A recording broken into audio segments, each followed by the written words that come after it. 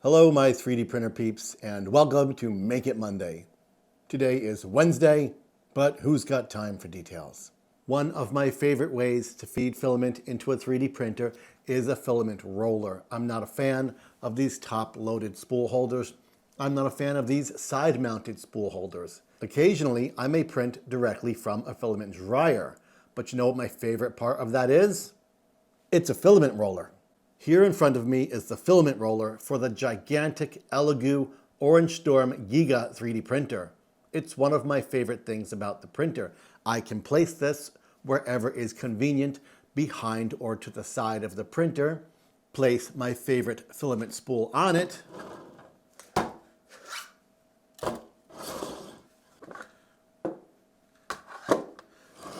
and get to work. Yeah, cardboard, plastic, small.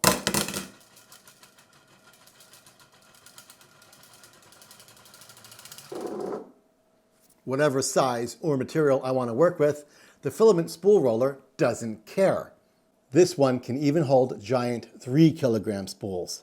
Lucky for me, Polymaker sent over some 3 kilogram spools to demonstrate in my spool roller videos, and it arrived 5 minutes ago. Let's check it out. And there it is. Look at the size of this box. You can see how well packaged it is because it's heavy.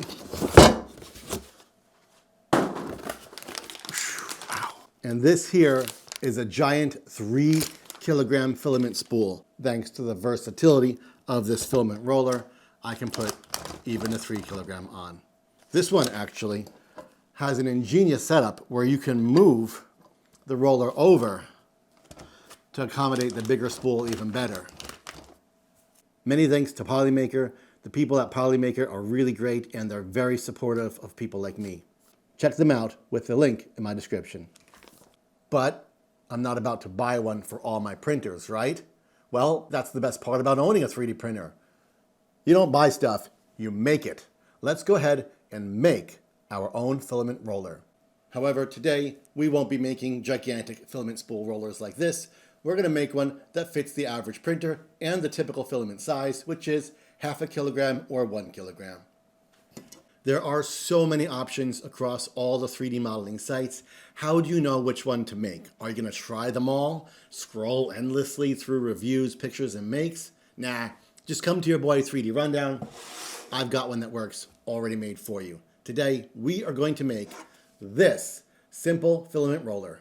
All you will need is a 3D printer, a roll of filament, and a pack of bearings. These are 6200 ZZ 10 by 30 by 9. This is a 10 pack.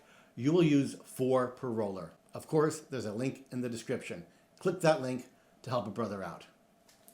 This is my third box of these bearings. They work really well. Each one comes individually packaged in its own tiny little box. I think that's really fantastic. Not only are they individually boxed, but they are individually wrapped. This is a great choice and will serve you well. Let's pop over to the computer, check in on Prusa Printables to download this model, pop it into a slicer, and make it. Here I am on printables.com, and you will see this filament roller right here by Hardy74. This is the filament roller we are going to make today. Go ahead and click on download, and you will see there are 3 files to download: the base, the roller, and a 3MF of the base. Go ahead and download the STL of the base and the STL of the roller. Open up the slicer of your choice and add a second bed. Here I am in Bamboo Studio. Here I am in Orca Slicer. Here I am in Creality Print. And here I am in Prusa Slicer. In Prusa Slicer, things are a little bit different. You can drag the model onto the bed, drag the second model onto the bed, then drag the model off the bed, and it will create your second bed. I will continue in Bamboo Studio.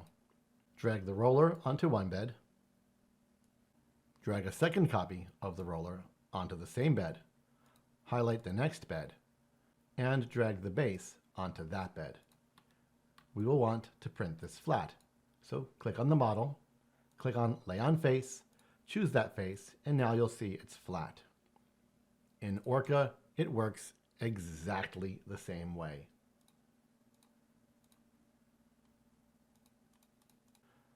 In Creality Print 6, your Lay on Face button is right here. Click the highlighted area. Here in Prusa Slicer, your Lay on Face button is all the way over here. But again, it works the same way. I will continue in Bamboo Studio, and you can apply this to the slicer of your choice. With the base flat on a plate, go ahead and choose your filament. I'm going to use PLA. Go ahead and choose your layer height. I'm going to choose 24 because we don't need real detail here. I only care about strength, and of course, I want the print to not take forever. I'm going to add a third wall loop. I'm going to check Detect Thin Walls, just in case any of these areas are too small for 3 walls. The slicer will downgrade that area to 2 walls. Because I want this to have a touch of weight, I'm going to up my infill to 25%. You could get away with 15%, 20% probably ideal, 25% we're pushing it, but again, I want weight. It'll help keep this thing from moving. I tend to work with grid infill. Some of you don't like it. If you don't like it, feel free to move to something safer like gyroid. Yeah, how do we print these? Well, we stand them up. You heard me, we stand them up. Go ahead, click on the model, click Lay on Face, and choose the pin right there. Do the same for both. You could auto arrange, but they're pretty close, so I'm going to leave a little space because we know that we are going to need to support the crud out of these. How will we do that? We'll go ahead and use tree support. I will click Enable Support, and I will go Tree Auto. We will do build plate only. Keep in mind, the higher this number, the higher amount of supports. I will leave it defaulted at 35 and press Slice Print. You will see right here, we have a bear hug of tree supports, and we also have a brim around the base of those tree supports. So I feel fairly confident these should be good enough. Keep in mind, if you are using a really hard filament, you might have a hard time getting these off. Work with a softer filament. I find Elegoo has very easy to remove supports.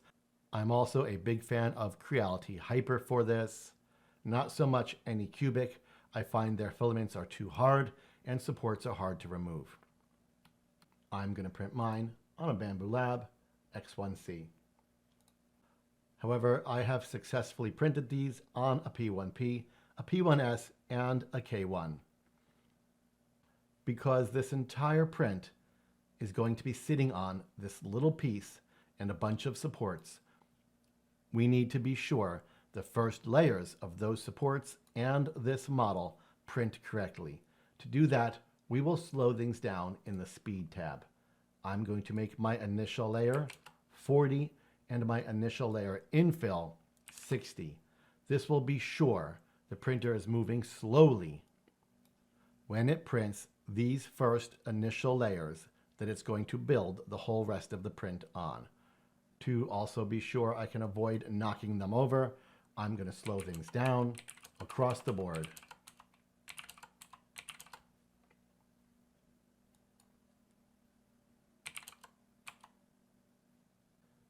A few extra minutes will take a lot less time than knocking them over at 80% and starting over.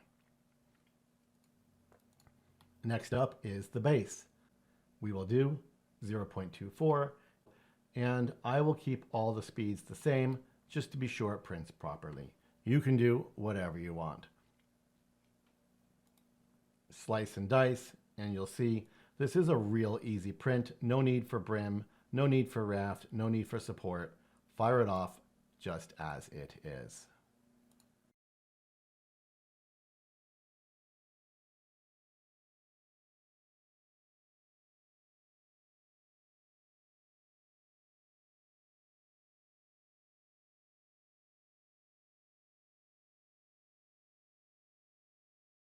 Okay, here's the roller with the supports. I'm going to use a curved tip needle nose plier. I'll link this one in the description. Just going to get it in there.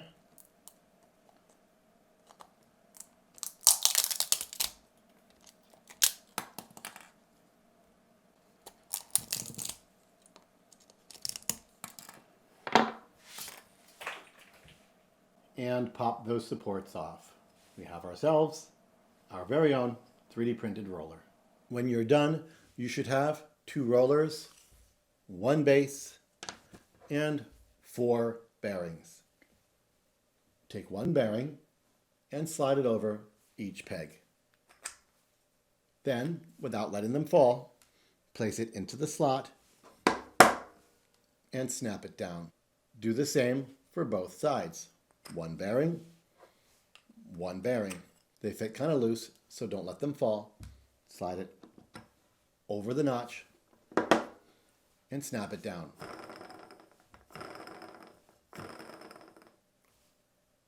You're done. You now have a filament roller that smoothly feeds 1 kilogram spools of filament. And you can do cardboard or plastic. You can even fit the little guys. Talk is cheap. Let's see it in action. Here it is, feeding to a bamboo P1S. When not using the AMS, I simply pop the PTFE off and feed the filament directly into the printer. When I'm done, I simply remove the filament and replace the PTFE tube to resume using the AMS. Here is the Creality K1 Max printing off the spool roller.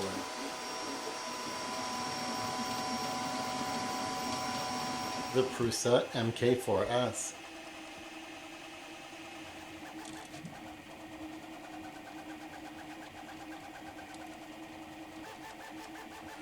And here it is, running on a Creality Ender 3 version 3 or version 3 Plus. The V3 and V3 Plus feed from the bottom, which is perfect for a filament roller. I'm Greg Adventure, you're on 3D Rundown, and this is Make It Monday.